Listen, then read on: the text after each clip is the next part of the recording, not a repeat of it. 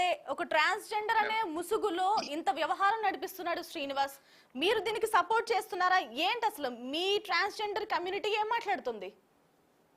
First of all మీ అందరికీ నమస్తే అండి. ప్రస్తుతం సోషల్ మీడియాలో ఒక హాట్ టాపిక్ గా మారింది అఘోరి గురించి. ఈ Aghori first of all transgender అని ఎక్కడా చెప్పుకోలేదు తను.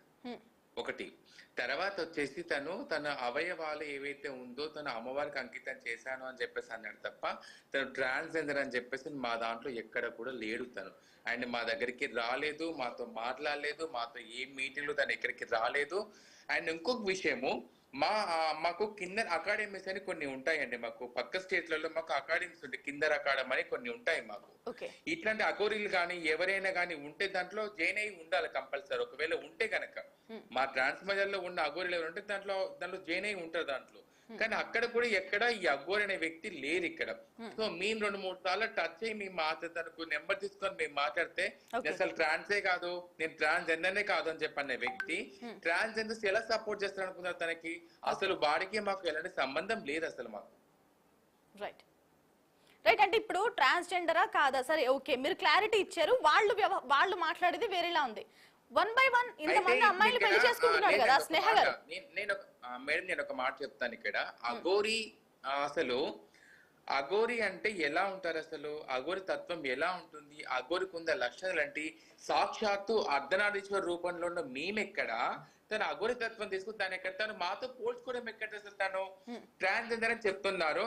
అఘోరిలో శివుని రూపంలో ఒక రూపం అఘోరి తత్వం. దానికి చాలా రెస్పెక్ట్ చేయాలి మనం.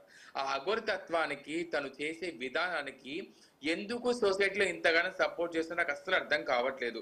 తన వీడియోస్ ఎందుకు ఇలా ట్రోల్స్ చేస్తున్నా మాకు అర్థం కావట్లేదు. నేను మళ్ళీ చెప్తున్నాను, అఘోరి మా దాంట్లో ట్రాన్స్జెండర్ అసలు కానే కాదు. ఏ రకంగా తను ట్రాన్స్జెండర్ అయిండు మాలో జాయిన్ అయ్యాడా? రైట్ అండి, రైట్ స్నేహ గారు. మరి 1 by 1 పెళ్లి చేసుకుంటున్నాడు, మొన్న రాధికను చేసుకున్నాడు, ఇప్పుడు వర్షిణిని పెళ్లి చేసుకున్నాడు. దీని గురించి ఏం చెప్తారు? ఇది ఒక మాట అండి.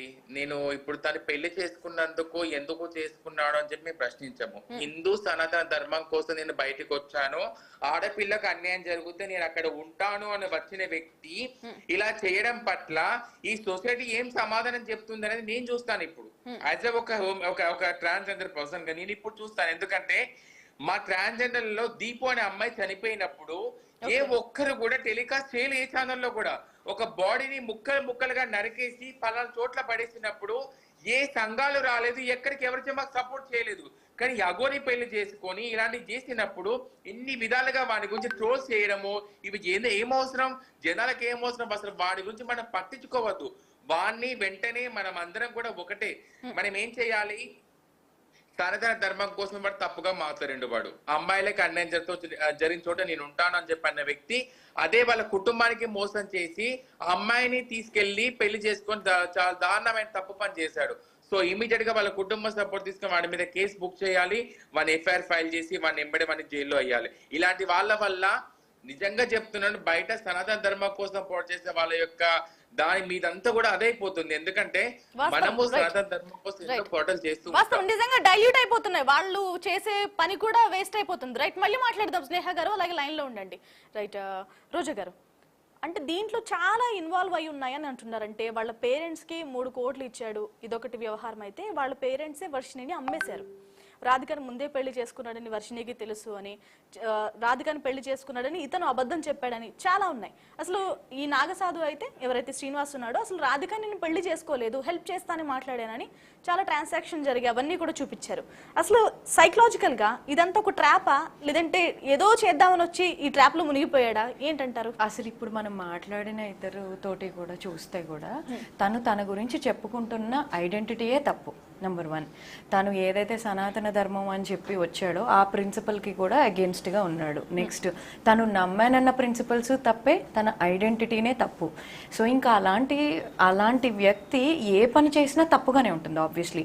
సో ఇంక ఈ క్లెయిమ్స్, రూమర్స్ ఇవి ఏవి చూసినా కూడా ఒక మనిషి ఈదర్ మనం అనుకున్న 3 రీజన్స్, మానసికంగా అన్న కరెక్ట్గా ఉండకపోవాలి, సొసైటీ మీని తనకి వస్తున్న ఫేమ్ అంటే ఏదో ట్రై చేశాడు, ఆ ట్రయల్ వర్కౌట్ అయింది, జనాలకి ఎంటర్టైన్మెంట్లా పాస్ ఆన్ అయింది. అంటే తిడుతూనే మనం అనుకుంటూ ఉన్నట్టు సీరియల్స్ తిడుతూనే అలవాటు పడిపోయి రోజు ఆ టైంకి చూస్తున్నట్టు ఈయన బిహేవియర్, ఈయన చేస్తున్న చేష్టలు, ఈయన కొత్తగా ఇవాళ ఏం చేశాడు అనేది ఒక ఎంటర్టైన్మెంట్ లా ఫీల్ అయ్యి జనాలు కన్జ్యూమ్ చేసే కొద్దీ పబ్లిక్ కమోడిటీ అయిపోయింది ఈయన గురించి చెప్పడం. అలా జరుగుతూ వెళ్ళేటప్పుడు ఒక ఫేమ్, ఒక మనీ, ఇక్కడ నమ్మే వాళ్ళు కూడా లేకపోలేదు. ఇప్పుడు ఈ డబ్బులు ఇచ్చారంటాం కానీ మనం కొన్ని ఆడియోలు విన్నాం 10 లక్షలు, అంటే అంత డబ్బులు ఉన్న వాళ్ళు కూడా నమ్ముతున్నారంటే కన్జ్యూమ్ చేస్తున్నారు, లాయర్స్ నమ్ముతున్నారు, కన్జ్యూమ్ చేస్తున్నారు అతన్ని. సో ఎందుకు కాదు, ఎందుకు చేయకూడదు? ఫేమ్ కోసం తను చేసిన పని తన కిక్ ఇవ్వడం మొదలెట్టింది. ఆ కిక్ ఇవ్వడం మొదలెట్టిన తర్వాత తనకు వచ్చే ఫేమ్ ని ఎలా వాడాలో కూడా తెలియక ఈ అమ్మాయిలే కానివ్వండి, లేకపోతే తను ఇప్పుడు ఫేక్ గా కొన్ని గోల్స్ పెట్టేసుకుని ఆ గోల్స్ కి వైపు వెళ్తున్నాను అనుకుని వీళ్ళందరినీ వాడుకుంటూ వెళ్ళటం మధ్యలో ఈ టైంలో చూసే వాళ్ళందరం పిచ్చోళ్ళం అవుతున్నాం అంతే సింపుల్ గా. అసలు తనకి ఒక ఐడియాలజీ కానీ అలాంటివి ఏమీ లేవు అనేది క్లియర్ గా ఇప్పుడు వీళ్ళిద్దరు చెప్పిన దాన్ని బట్టి కూడా తెలిసిపోతుంది. అంటే అసలు కాదని అంటే మనం దాని మీద కమెంట్ చేయలేకపోయినా తెలిసిన వాళ్ళైతే కాదని చెప్పారు. అలాగే ఇందాక సార్ చెప్పినట్టు అసలు ఫస్ట్ ఆఫ్ ఆల్ వాడికి దొరికిందే, వాడికి ఏదైతే కావాలో అది మనం ఇచ్చేసాం. మీడియా పరంగా కానీ జనాల పరంగా కానీ ఆ ఇంట్రెస్ట్ క్రియేట్ అయింది. అఘోరి అని అతను పెట్టుకోవడానికి రీజన్ ఏంటంటే మిగతా అన్ని మన సమాజంలో మనకి అన్ని కామన్ గా కనిపిస్తున్నాయి. ఇప్పుడు దేవుడి దగ్గరికి కొండ మీదకి వెళ్తాం ఎందుకు? సెపరేట్, మన లైఫ్ స్టైల్కి సెపరేట్, మనం చాలా కష్టపడి వెళ్తాం. అలా ఒక యూనిక్ స్పెషాలిటీ ఉంది. ఈ అఘోరి అనే విషయం అందరికీ ఇంకా తెలియదు కదా. సో తనకి ఇనీషియల్గా వచ్చిన వ్యూస్ కానీ, పబ్లిసిటీ కానీ, ఫేమ్ కానీ ఎందుకు వచ్చింది? ఈ కాన్సెప్ట్లో అందరికీ తెలియదు. ఎందుకంటే మీరు అన్నట్టు స్టార్టింగ్లో వాళ్ళు మనతో ఉండరు, మన ఎదురుగా ఉండరు, వాళ్ళు ఏం చేస్తారో తెలియదు, వాళ్ళు ఏం తింటారో మనకు తెలియదు, వాళ్ళ వేషధారణ, వాళ్ళ వేష భాష. సో అది తెలుసుకోవడం కోసం ఇంట్రెస్టింగ్ గా వచ్చిన వ్యూస్ ని, కానీ శ్రీనివాస్ వచ్చిన విధానం కూడా అందరూ అఘోరిల్లా నార్మల్ గా రాలేదు. అంతా కప్పుకుని ఏకవస్త్ర వాళ్ళు ఒకే క్లాత్ కప్పుకుంటారని అంటున్నారు వాళ్ళు, అలా రాలేదు, మొత్తం ఓపెన్ చేసుకునే వచ్చాడు. సో ఇది కూడా చాలా అట్రాక్ట్ చేసింది. ఏంటి ఇలా ఉన్నాడు అని వీడియోలు తీయడం, సోషల్ మీడియాలో పెట్టడం, పర్సనల్ గా వెళ్ళి మాట్లాడడం, దండం పెట్టుకునే వాళ్ళు ఒకరు, దక్షిణ ఇచ్చే వాళ్ళు ఇంకొకరు. అదే మీరు ఆ గ్రూప్ లో కూడా చూస్తే కరెక్ట్ గా ఇమోషనల్ ఇంటెలిజెన్స్ ఉన్న వాళ్ళు కానీ, లేకపోతే తను అనుకున్నది మనం కష్టపడితేనే సాధించగలుగుతాం, మనం ఒక యాక్షన్ పాయింట్ ఉంటేనే డెలివరబుల్ వస్తుంది అనుకున్న వాళ్ళు ఇలాంటి వాళ్ళని నమ్మరు. మీరు వర్షిని చూడండి, రాధాని చూడండి, వీళ్ళంతా వీక్ మైండ్స్, అంటే వల్నరబుల్ మైండ్స్. కానీ అక్కడ కూడా ఒక ప్యాటర్న్ అక్కడ కూడా మీరు ఒక ప్యాటర్న్ గమనిస్తే ఇద్దరిలో చాలా పంతం, మొండితనం ఉన్నాయి. అంటే వాడు ఎంచుకునే వ్యక్తులు కూడా అలా ఉంటున్నారు. అంటే పంతం, అదే పంతాన్ని వాడుకుని ఆ అమ్మాయిని తీసుకెళ్లిపోయినా కూడా వెనక్కి వచ్చేలా చేసుకున్నాడు. అదే పంతాన్ని వాడుకుని ఆ ముందమ్మాయిని మ్యానిపులేట్ చేస్తూ.